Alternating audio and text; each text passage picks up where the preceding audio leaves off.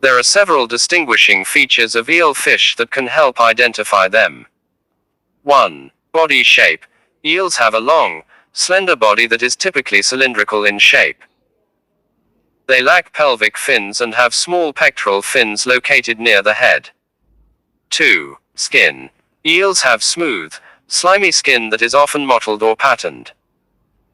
Some species have a distinctive pattern of spots or stripes.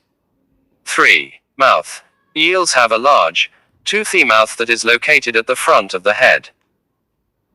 The teeth are sharp and pointed, and are used for catching and holding prey. 4. Gills. Eels have a series of gill slits located on the sides of the head. These allow them to extract oxygen from the water. 5. Coloration.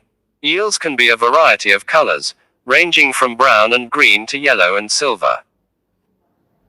Some species have a distinctive color pattern, such as the black and white stripes of the zebra moray eel.